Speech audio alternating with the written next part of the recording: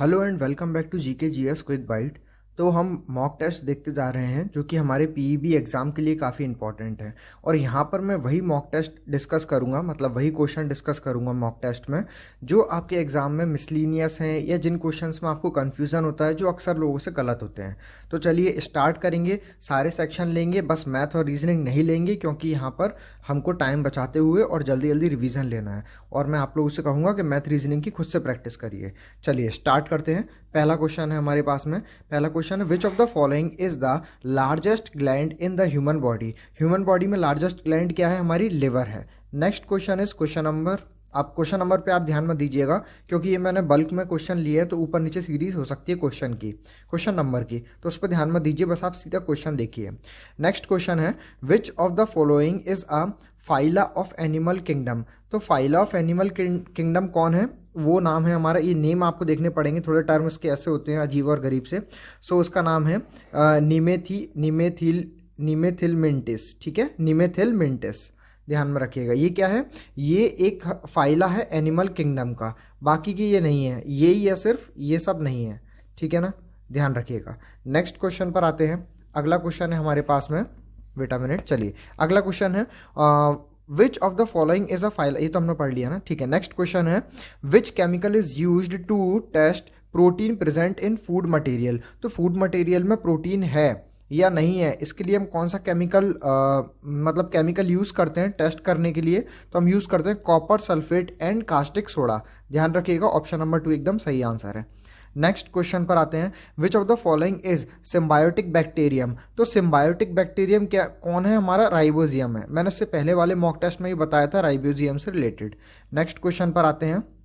Next question है parsec is a unit of. तो parsec हमारी यूनिट होती है लेंथ की, ध्यान रखिएगा, स्पीड की नहीं होती है। Next question blank are connective tissue which connect to bones to each other. दो हड्डियों को एक साथ जोड़े रखने के लिए कौन सा कनेक्टिव टिश्यू होता है? वो हमारा लिंगामेंट होता है। ध्यान रखिएगा, लिंगामेंट, टेंडन्स नहीं होता है। ठीक है, ध्यान रखना। अगला क्वेश्चन, अब हम आ गए हिंदी वाले सेक्शन पर, तो हिंदी में देखते जाइए।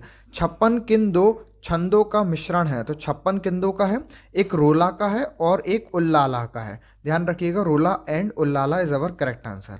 नेक्स्ट क्वेश्चन है, यहां पूछा जा रहा है जो क्षीण ना हो सके उसके लिए उपयुक्त शब्द क्या है। तो जो क्षीण ना हो सके उसके लिए हम क्या बोलते हैं? अक्षय बोलते हैं। चलिए अगला क्वेश्चन। अब ये देखिए, यहां पर हमसे क्या पूछा जा रहा है? रस पूछा जा रहा है। तो पहले पढ़ते हैं पंक्तियां क्या है, देखो जरा। पूछा जा रहा है कि मतलब रस क्या होगा इन पंक्तियों में, पंक्तियां पढ़ रहा हूं मैं। रक्त मांस से सड़े पंख में उमड़ रही है महाघोर दुर्गंध, रुद्र हो उठी श्वास। तो उसमें कौन सी हमको समझने आ रहा है? हमको ये लाइन पढ़ने से समझने आ रहा है कि विभत्स हो रहा है ये। ठीक है, विभत्स रस है ये हमारा। थोड़ा सा देखेंगे कि विभत्स रस का क्या होता है, स्थायी भाव क्या होता है। मैं पूरा नहीं बता रहा, आप आराम से पढ़ लीजिए वीडियो पॉज करके। विभत्स रस का स्थायी भाव क्या होता है? घृणा एवं जुजुप्सा, ध्यान में रखिएगा। अगला क्वेश्चन पर आते हैं। अगला क्वेश्चन है दिए गए शब्द में समानार्थी शब्द का चयन करें। तो सोना का समानार्थी शब्द क्या होगा? हिरण्य होगा। ठीक है, हिरण्य, ध्यान रखना। अगला क्वेश्चन है निम्न में कौन सा अलंकार, निम्न में, चलिए गाइस आगे देखते हैं हम। वेट अ मिनट, ये रिकॉर्डिंग हो रही है या नहीं? ठीक है।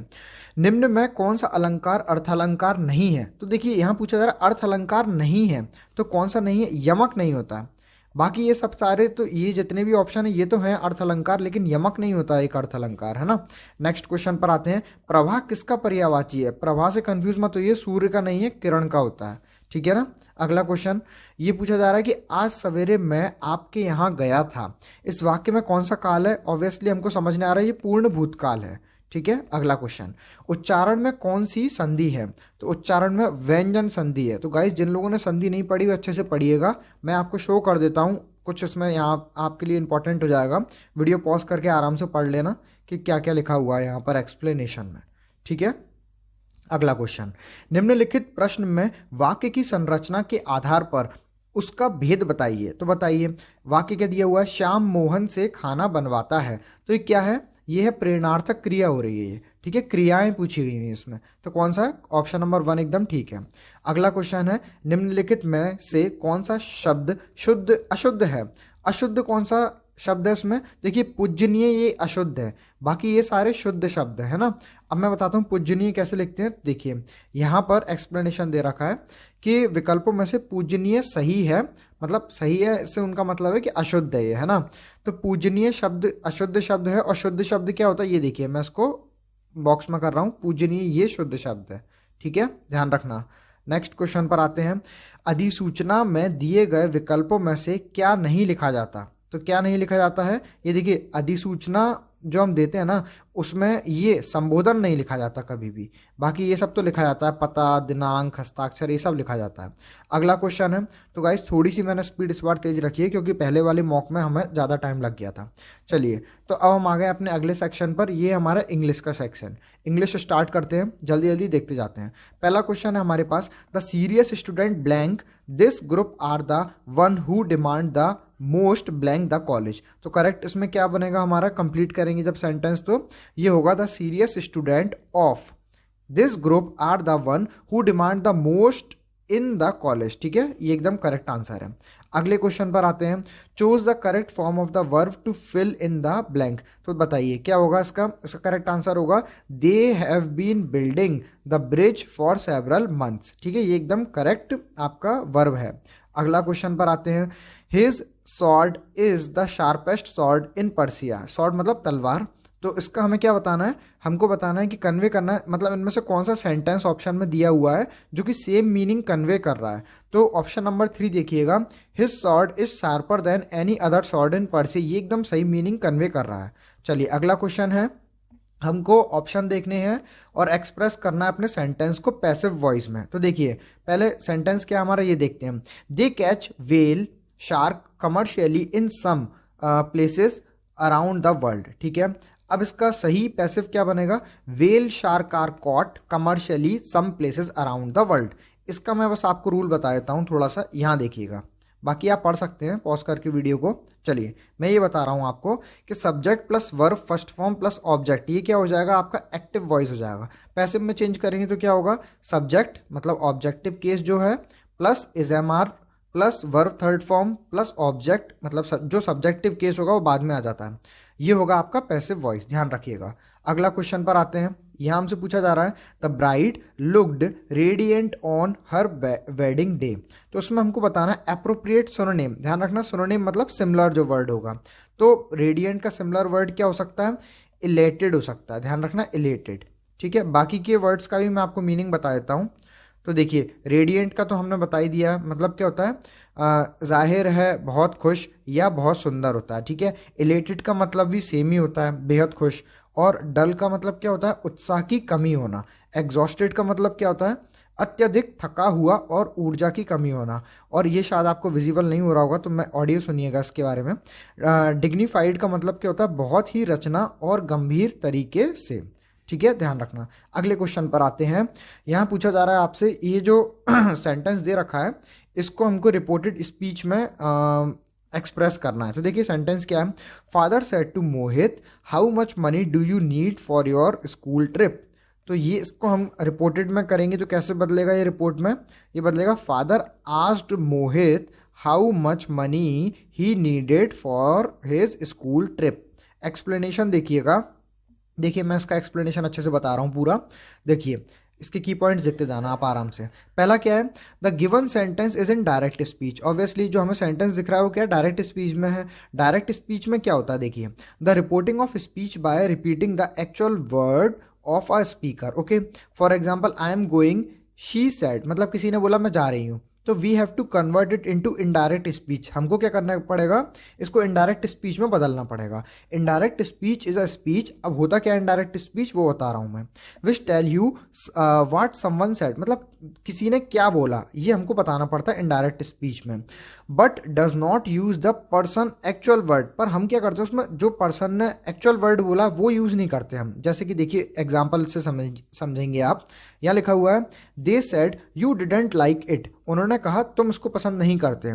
तो इसका क्या होगा, I asked her what her plans were, मतलब ये एग्जाम्पल दे रखे हैं अभी कुछ। और एक और क्या एग्जाम्पल दिया, citizen complaint about the smoke. तो देखो in order to convert the given direct speech into indirect speech we have to follow some step, कुछ स्टेप्स हमको फॉलो करने पड़ते हैं डायरेक्ट को इनडायरेक्ट स्पीच में बदलने के लिए। देखते जाइए, पहला है as the given direct speech is also an interrogative sentence. पहले तो हमने देखा कि जो स्पीच है वो क्या है, एक इंटेरोगेटिव सेंटेंस है जो हमें क्वेश्चन में दिया हुआ था, दैट इज अ सेंटेंस। अब इंटेरोगेटिव क्या रहता है, जो इन्वॉल्व करता है क्वेश्चन को, question with the question mark, जिसमें क्वेश्चन मार्क भी लगा रहता है। The reported verb said two of direct speech should be converted into asked in an indirect speech, ठीक है, तो उसको हम इनडायरेक्ट स्पीच में कन्वर्ट करेंगे। अब देखिए क्वेश्चन मार्क में क्या रहता है, question mark present in the direct speech would be removed while converting into indirect speech. वो ये कह रहा है कि जो क्वेश्चन मार्क होता है जो कि डायरेक्ट स्पीच में दिया होता है, ये हमारा कन्वर्ट कर दिया जाता है किसमें, इनडायरेक्ट स्पीच में, और इनडायरेक्ट स्पीच में कन्वर्ट करते समय क्वेश्चन मार्क को हम रिमूव कर देते हैं, ठीक है, मतलब हटा देते हैं। अगला पॉइंट है द प्रोनाउन, जैसे यू और योर हो गया, used for Mohit in the direct speech, तो क्वेश्चन में मोहित दिया था ना, उसकी जगह हम क्या करेंगे, यू और योर प्रोनाउन को यूज करेंगे, ठीक है। शुड बी कन्वर्टेड इनटू, और ये किस में कन्वर्ट हो जाएगा, ये बदल जाएगा ही और हिज में, इनडायरेक्ट स्पीच में ही और हिज में बदल जाएगा। Next point, the main verb need present in the indirect speech should be converted into needed, ठीक है, नीड नीडेड में बदल जाएगा, ठीक है। आगे देखिए जरा, in an indirect speech as the report verb is past tense form, क्यों होगा ऐसा, क्योंकि रिपोर्ट क्या है, पास्ट वर्ब फॉर्म में है, इसलिए हमारा करेक्ट आंसर क्या रहेगा, father asked Mohit how much money he needed for his school trip. ध्यान रखना ये जो मैं अंडरलाइन कर रहा हूं, ठीक है। चलिए अगले क्वेश्चन पर आते हैं। अगला क्वेश्चन है, हमको इस सेंटेंस सेगमेंट में देखना है कि ग्रामेटिकल एरर है या नहीं है। तो देखिए सेंटेंस क्या है, many people from this village have migrated for searching of work, तो उसमें एरर कहां पर है, फॉर सर्चिंग ऑफ वर्क में एरर है। अब देखते हैं जरा इसका एक्सप्लेनेशन। देखिए ये जो दिया गया सेंटेंस है ना, इनकरेक्ट क्यों है, क्योंकि इन search of work should be used instead of in searching of work. In searching of work की जगह हमें क्या यूज करना है, इन सर्च ऑफ वर्क यूज करना है, ठीक है। करेक्ट फ्रेज क्या होगा, इन सर्च ऑफ, ठीक है, जिसका मतलब क्या होता है, अटेम्प्टिंग टू फाइंड, किसी चीज को ढूंढने का अटेम्प्ट करना। जैसे एग्जांपल के लिए हम बोलते हैं कि scientist are in search of the answer, वैज्ञानिक उत्तर की मतलब आंसर की सर्च में है, ठीक है, ये इसलिए करेक्ट आंसर होगा। नेक्स्ट क्वेश्चन पर आते हैं। यहां पर हमसे पूछा जा रहा है कि अगेन हमको ग्रामेटिकल एरर बताना है। This book is the longer one that I have ever read, तो उसमें एरर क्या है, द लॉन्गर वन एक एरर है, क्यों है एरर, एक्सप्लेनेशन देखिए।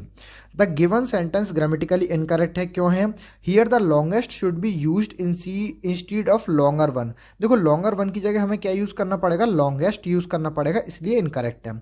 क्योंकि हम ये जानते हैं कि डेफिनेट आर्टिकल में the superlative degree is used, ठीक है, हमको क्या करना पड़ेगा, सुपरलेटिव डिग्री को यूज करना पड़ता है इनमें डेफिनेट आर्टिकल में, इसलिए।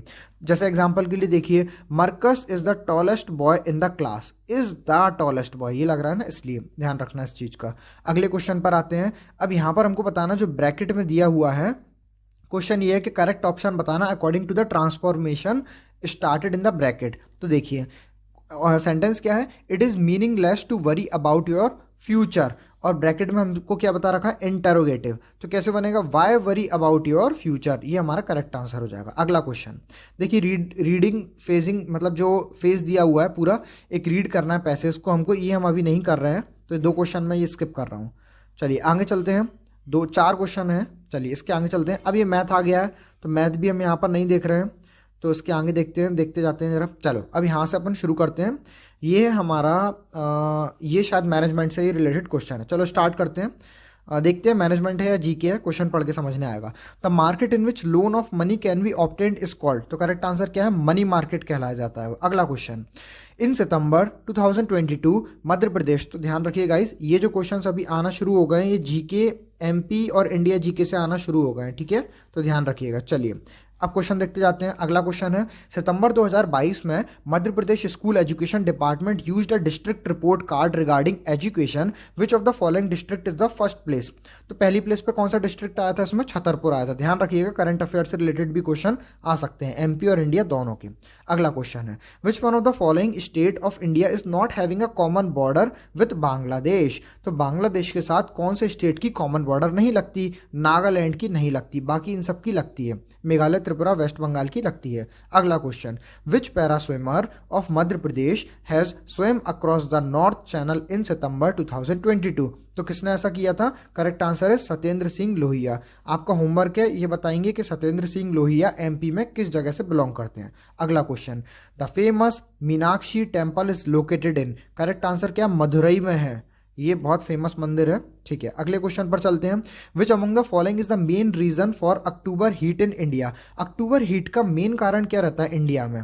ठीक है, तो क्या कारण रहता है? High temperature associated with high humidity. अगला क्वेश्चन यहां पूछा जा रहा है कि Karnaprayag the place of confluence of which two river? Karnaprayag में कौन सी दो नदी मिलती हैं आके? तो करेक्ट आंसर क्या है?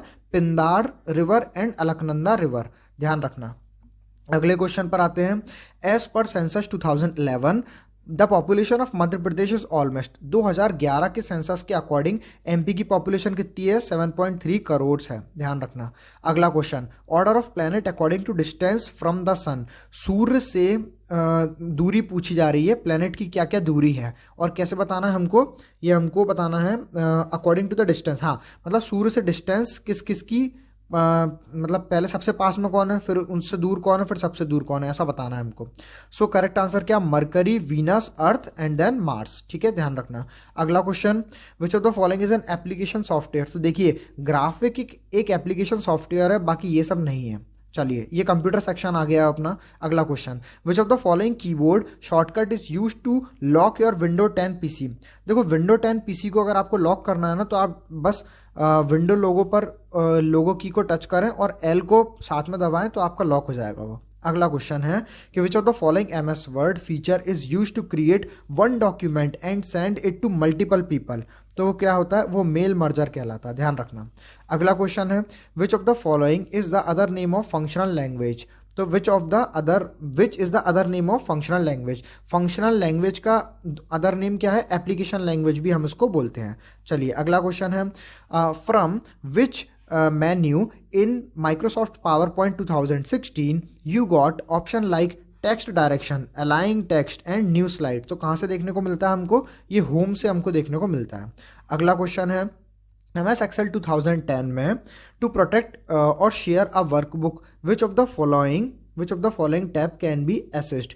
तो देखिए जरा, वेट अ मिनट, चलिए मैं आपको बताता हूँ, एक मिनट। ये थोड़ा सा मोबाइल इंटरफेस पे है तो बीच में कॉल वगैरह आ गया था। चलिए, यहाँ पूछा जा रहा है कि इन MS Excel 2010 टू प्रोटेक्ट और share a workbook which of the following tab can be accessed? तो करेक्ट आंसर क्या होगा? Review tab. नेक्स्ट क्वेश्चन पर आते हैं। इन MS Excel 2010 the conditional formatting option can be found in? ये हमको कहाँ देखने को मिलेगा? ये भी हमको होम टैब में देखने को मिलेगा। अगला क्वेश्चन है, which tool in MS word copies the entire format and style of the selected text? Correct answer is format painter.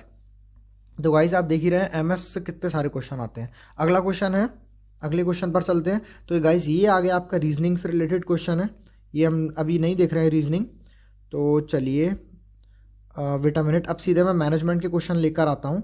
चलो, इसके बाद अब आते हैं अपने मैनेजमेंट के क्वेश्चन पर।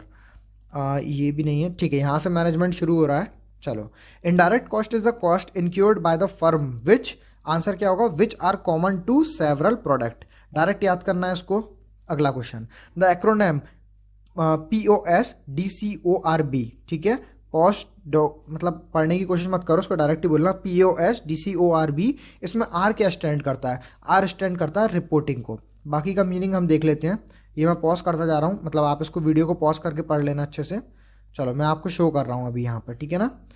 अब देखते हैं, ये देखिए, ये लिखा हुआ है कि studies made more systematic and has unity, certainty and definiteness thanks to POSDCORB, ठीक है। R क्या स्टैंड करता है? रिपोर्टिंग को मतलब बताता है R इसमें। बाकी ये सब मैं आपको शो कर ही रहा हूँ आंसर, आप आराम से वीडियो पॉज करके देख सकते हैं, ठीक है। ये दिया हुआ है POS, ठीक है, DCRB, ये सब दिया हुआ है, ठीक है। चलिए, अगले क्वेश्चन पर आते हैं। Which type of leadership do leaders postpone decision when ever possible? तो ऐसा कब कर पाते हैं? ये ऑटोक्रेटिक लीडरशिप में ऐसा हो पाता है कि लीडर अपने डिसीजन को पोस्टपोन कर सकता है। जब उसको ज़रूरत लगती है, जब संभव होता है। तो किसमें होता है ये? ऑटोक्रेटिक लीडरशिप में होता है। अगला question, the explanatory theory of motivation states that, क्या स्टेट करती है, क्या बताती है एक्सप्लेनेटरी थ्योरी ऑफ मोटिवेशन? वो बताता है हमको कि motivation depends on the desirability of the outcome. ठीक है, इसको ध्यान में रखना। अगला क्वेश्चन है, देखते हैं कितने क्वेश्चन और रह गए अभी हमारे पास, तो मुश्किल से 8-10 क्वेश्चन और रह गए। चलो, procedure of modifying work content to give more meaning and enjoyment to the job by involving employ in planning, organisation and control of their work is term as.